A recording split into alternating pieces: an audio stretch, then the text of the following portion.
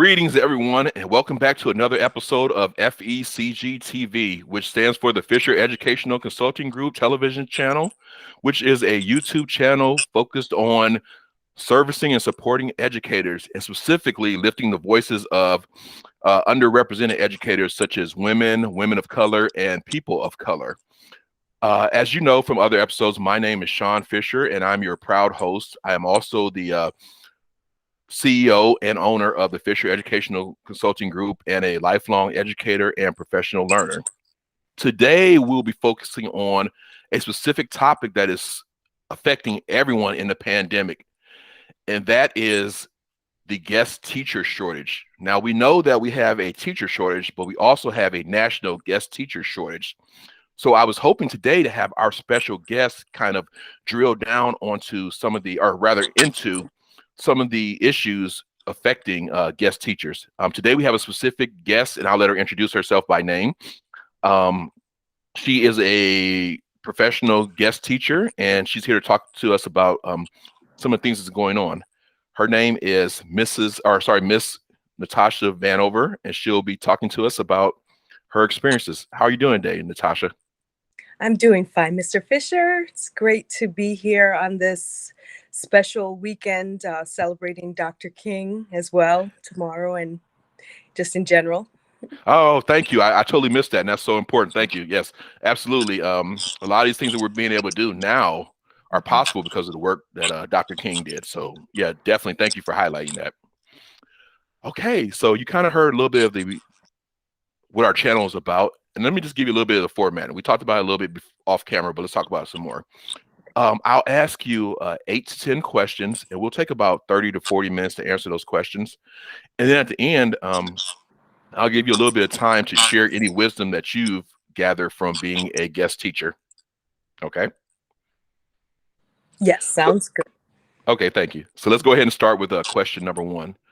Just tell us a little bit about yourself, your professional background, what you do, some of those things, if you don't mind.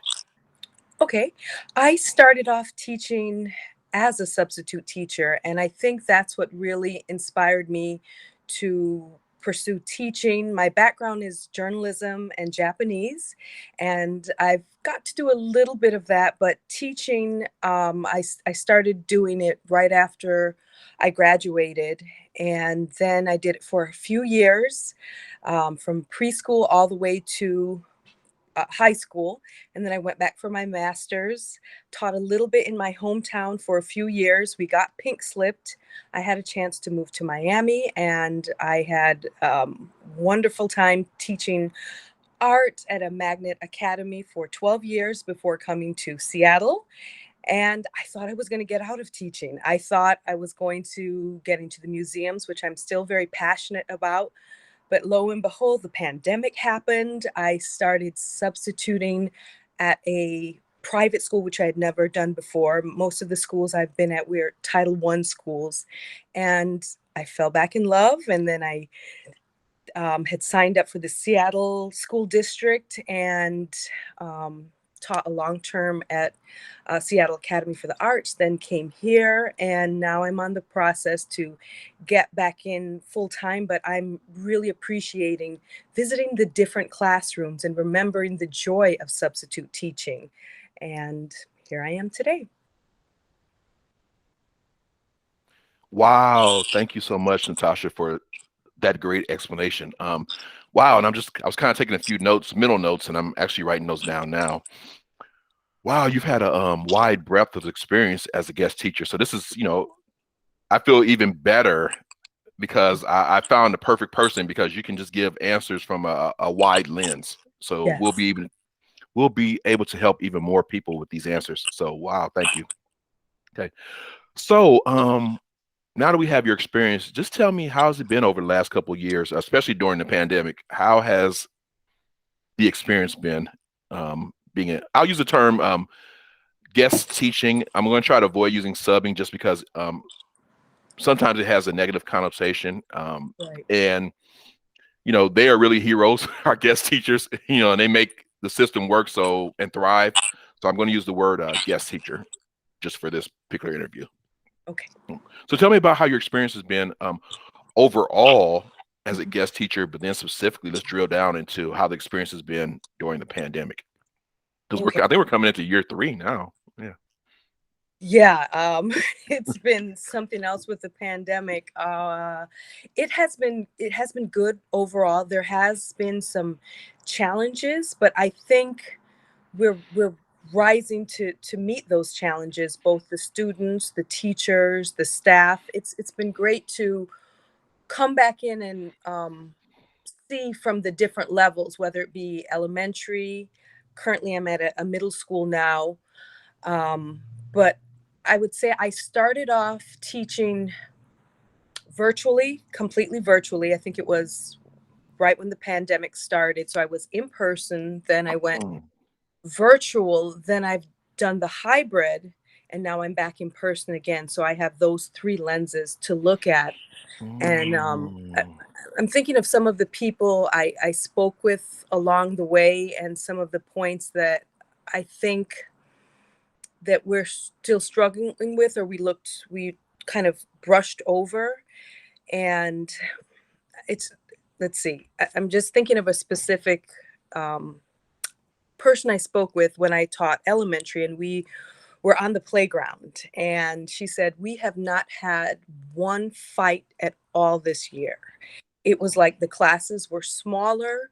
The students who maybe were a bit more quiet kind of came out of their shell. That small classroom, the dream we all have as teachers, we got a taste of what that was like. So we would mm, have the teachers, we would teach all day, but we would teach in the morning and then the afternoon. And we saw students really thrive, um, according to the teachers, in ways they hadn't before, because of, I think, the smaller class size as well. And then it was interesting to see some of the students that were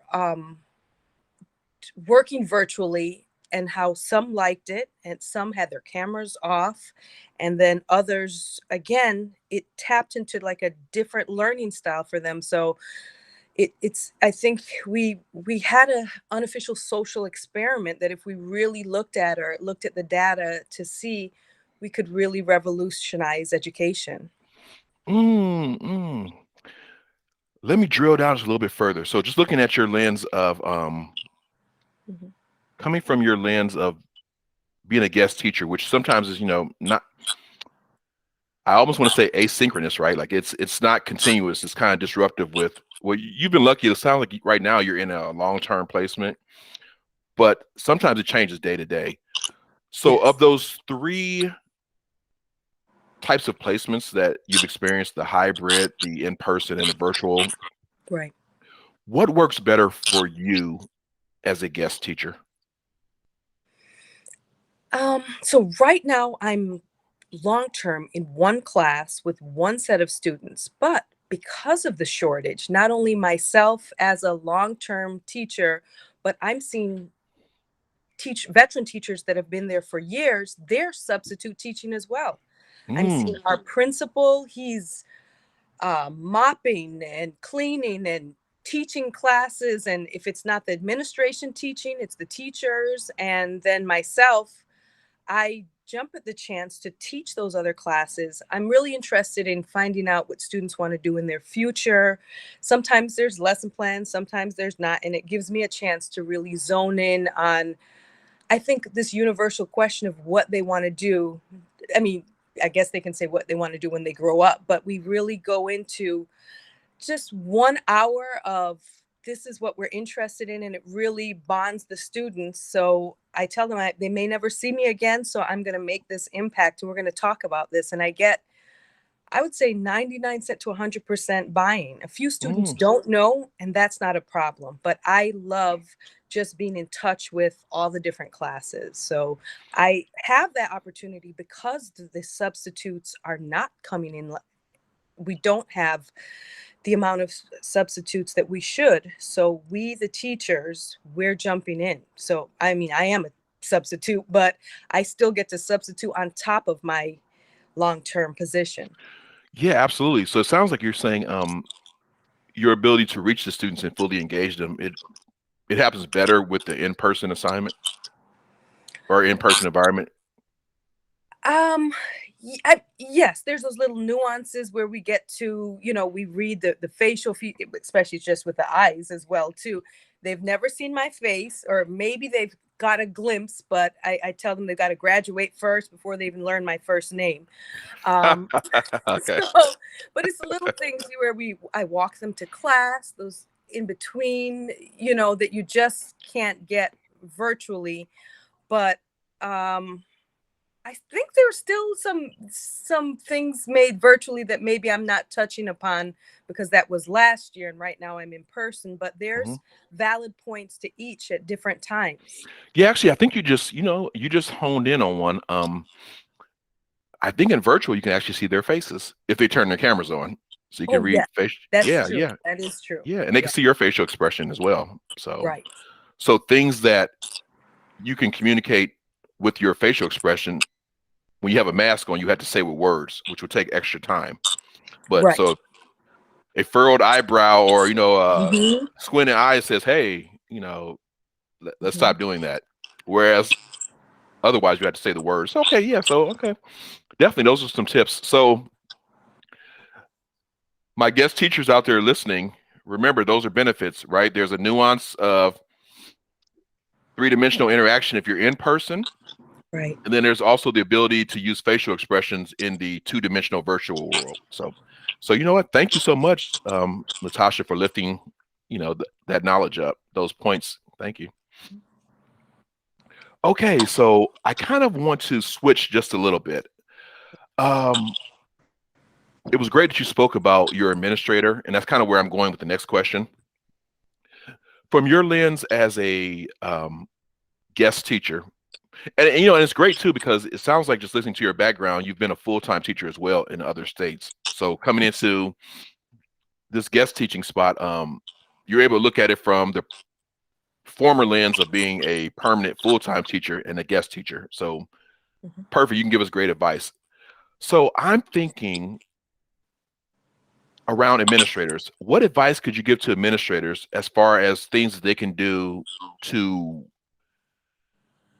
properly prepare to support guest teachers arriving to their buildings? Support and advocacy. What can they do to advocate? Maybe if they're speaking to their district, and let's say Right. a principal's in a district level meeting and the superintendent or assistant superintendent says, what do we need to do to support our guest teachers? Let's start there. What advice would you give a principal as far as things they can do to support their guest teachers? Okay.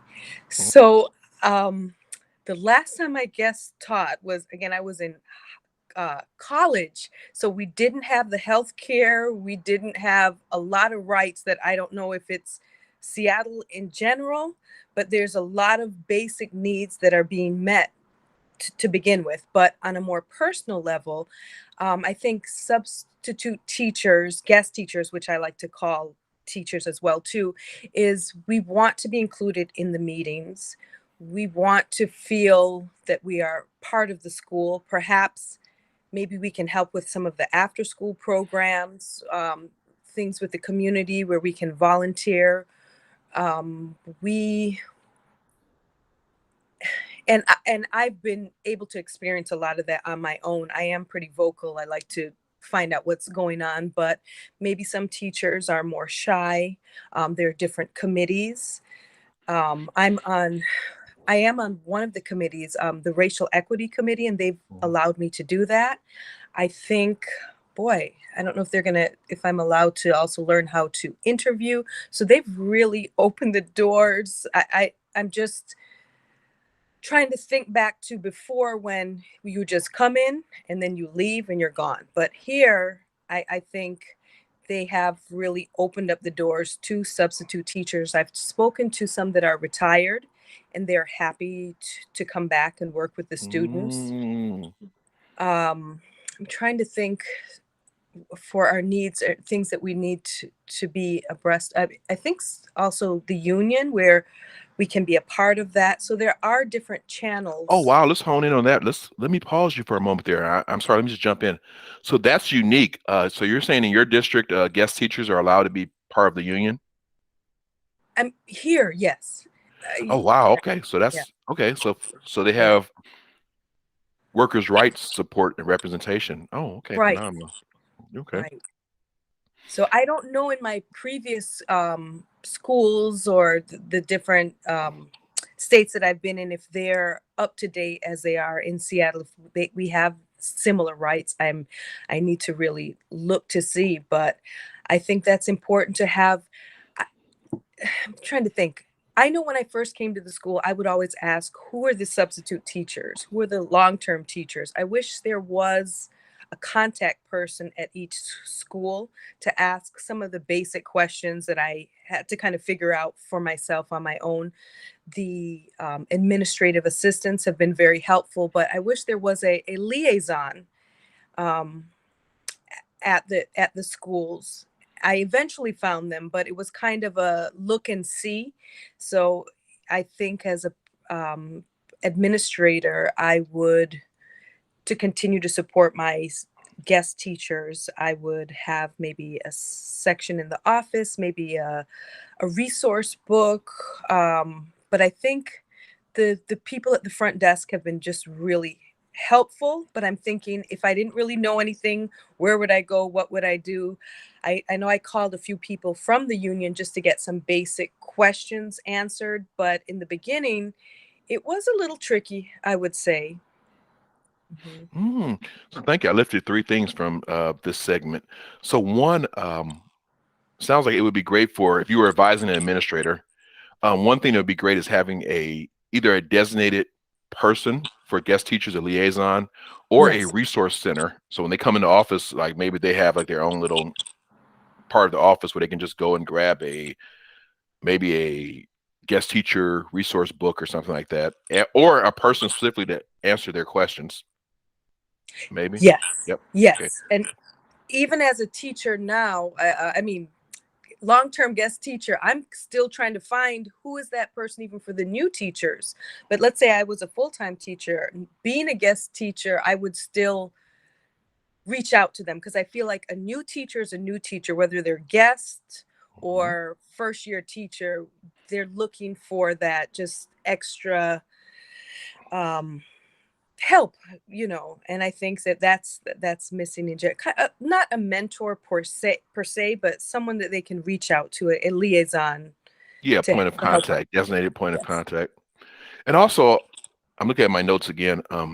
You emphasize that one thing administrators could do is also make a point to, and then we talk about inclusion all the time with students, but making sure that we're being very inclusionary of our guest teachers. So giving them opportunities to attend the staff meetings, invite them, give them chances to stay or serve on committees. Like I think you Yeah. said you're on the racial equity committee. Mhm. Yes. Mhm. Okay, so those are things. So designated liaison to support those teachers, uh, have a spirit of inclusion as an Yes. administrator, and send invites out, offers to attend committees and meetings. Okay, perfect. Thank you. So those are good tools. So for our administrators that are looking at this interview, they'll be able to glean those things as well. Mhm. Okay, definitely. So there's another um, topic or area I would like to talk to you about. Um, so it's interesting because I've spoken to other guest teachers, and there's always this feeling of not being part of the team because you're always the new person. You're showing up Right. in the middle of the year, you're showing up at the end of the year, those Yeah. things. Yes. And we know that it's difficult showing up in that space and interacting with the students. But what a lot of people haven't talked about is interacting with the staff. So Right. how have you been able to, let's say, I'm sure there have been scenarios where you've shown up not at the very beginning of the year. How Mhm. do you go about building relationships so that you can just kind of, staff are kind of standoffish. They're like, you're new. We don't even know you, and you might just leave tomorrow. Right. Right. So yeah, so how do Yeah. you overcome that, and how do you bond and make that relationship? Or have you Okay. been successful in doing that? I think a little bit of both. It's the Okay. human condition. I remember last year, um, there is no staff lounge anymore because of COVID. So we pretty much eat lunch on our own. We become more hermits. I was at a beautiful elementary school where we had a garden, and I feel like every school needs a garden. And so that's where we would take the students, and then I would end up starting to eat my lunch at the garden. And so before you know it, more teachers are coming. I think this was in the springtime, mind you. The weather is a different story now. So and they had a few, I didn't get to attend the volunteer events, but there were some things happening. But I think it would just be in the morning. You'd meet the people at the front, a couple of folks in the hallway. You might find out you have, but I think it's difficult on a whole to meet anyone because we were just come in and you come out. I don't know. I don't know how I'm stumped on this one. I don't know how I met people, Well, but yeah. have you made? Oh, it sounds like you're just from this interview. I could tell your personality is very outgoing. Yeah. I'm certain that you've made friends in the schools that you're in. So how have you done that? How have you been? I think you've been successful. It sounds like it. I mean, we're building a relationship here, so I have no doubt that the people that you're actually working with for weeks on end, you've bonded with. So how, if you can think about it, and maybe we'll come back around to it, but maybe if you could highlight some of the strategies you use to, to build those relationships. Okay. Well, I think I pretty much talk to everyone. So I'm pretty just open. So whether you're on the school ground or I know let's see, I know the janitors, the maintenance. I think I'm just like hey, how are you doing? And I try and grade my papers at school, so maybe I try not to stay too late, but trying to think some of the strategies that I used. I'm just probably inquisitive, curious, so I do ask questions. The school newspaper, I like to really patronize that, find out what's happening. The library, I think the library again is another heart and soul of the school. So I go to the library, I find out what's happening, things I take for my students, or I talk to the librarian. And I've always found the librarians to really know a lot about the school. And so whether I'm finding out resources for my students or things that are happening in the community, I think that's advice I would give to folks that are teaching, because we're kind of coming in, we do our job, and we're masked up, but I think it's important to kind of get to know where you're working at and your population. So Wow, thank you. Sounds like almost like dating. You just got to put yourself out there, huh? Oh, that I really don't know. Yeah. No. I'm saying I said it's almost like dating. You got to just put yourself out there. Yeah, that's what I said. So what I'm saying is you're making yourself visible. Like you're interacting with people. You're entering a school with the purposeful intention of building positive relationships. So, yep. So I can hear you. You're saying, you're walking up to people, introducing yourself, asking questions. You're going to areas where people are congregating, they're visiting, you're traveling, and you're making friends. So it sounds like what you would advise another guest teacher to do is don't be a hermit. It's very easy to be a hermit in the pandemic. There's everything there to lead us to be a hermit, right? There's the mask, there's the virtual setup. And so there's really no reason to go out, but we got to just purposely change our mindset and say, hey, I'm going to go find the people. So even maybe like if I have to knock on someone's door and just stand in their doorway while they're at their desk and just say, hi, I'm the new guest teacher, is there anything that I should know? Okay. So that's what I meant when I said, put yourself out there. You gotta, it's definitely tough. So that's great advice. Wow. Okay. So as I'm looking at the time, we're coming up on the end of our interview. What I'm going to say is how we'll end it. Is there anything that maybe I missed that we should highlight as far as the topic of guest teachers, especially being a guest teacher during the pandemic? So Is there anything that maybe I didn't ask that you want to share with potential guest teachers to make make them more effective in their tasks, their job? Yeah, let me think. Yeah, as a guest teacher, we come in with the intention to do our best. We come in to work with the students. We work with the staff. We keep it professional. So it's good to, reach out to people, but still keep that level of being professional. Don't be afraid to volunteer.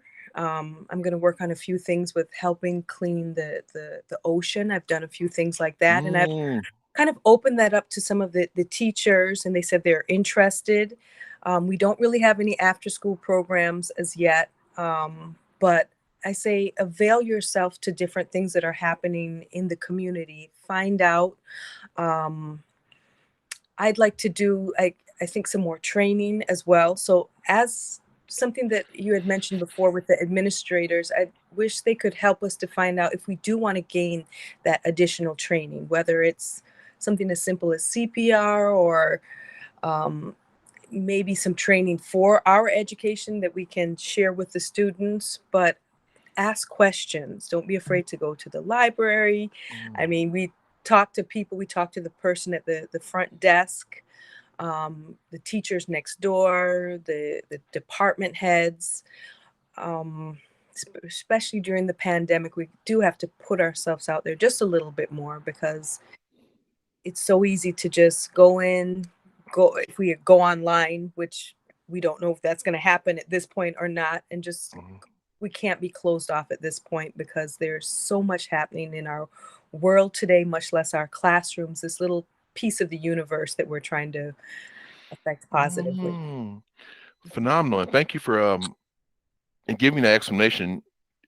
I had forgotten my third point when I was telling you about the three things I took away, and it was actually the professional development. So that's definitely something that as we speak to administrators, I'll tell them, hey, look at your guest teachers, identify those that want to, be supportive throughout the year and want to be part of your learning community, and make sure that they are properly trained so they feel, they're set up for success. Exactly. Yeah, just how you mentioned CPR. I mean, we can all use CPR, benefits everyone in the building. So definitely thank you. Last question. Are there any specific technologies that you found helpful for you as a guest teacher? Yes. I do want to make this point. I taught high school, I taught first grade, and I think I learned some of my best tips on how to use Teams from the first graders. I was amazed at their And that would be ingenuity and Microsoft Teams, correct? Microsoft Teams. Yeah, they Mhm. were amazing. I mean, high school was good, but I mean, the little ones, they went in, they're trying to help me, the other students, how to share the screen and what is that mode? I forgot where we can see everyone at once in the classroom, but Oh, how gallery to mode, change the gallery mode, how to gallery. change the background. I learned the most from the young ones. So I was really impressed that they were so open to share. But yeah, that's one thing that I wanted to spend a little bit of my time on this week and in the future exploring. I've done Schoology before. I had a little bit of background, but I think I need a refresher in all of those courses. Definitely for just going forward in general. Thank you. So everyone, we're going to pause here. If you're just joining us, we have our special guest educator, Miss Natasha Vanover, who is a guest teacher with the Seattle Public Schools. And she's talking to us about being a guest teacher or subbing during the pandemic. And she's giving advice for future guest teachers and also administrators, how they can support guest teachers. So I think we're there. We're at the end. So I want to take this moment to just really, truly thank you for taking this time on this Martin Luther King weekend to just, share your wisdom and knowledge and, be vulnerable and give of your experiences, because you didn't have to, and you're giving us all this knowledge and exposing yourself. So we really appreciate it. So thank you so much. And I look forward to hopefully in the future having you on again as a guest. I do too. I look forward to it. Thank you so much, Mr. Fisher. Thank you.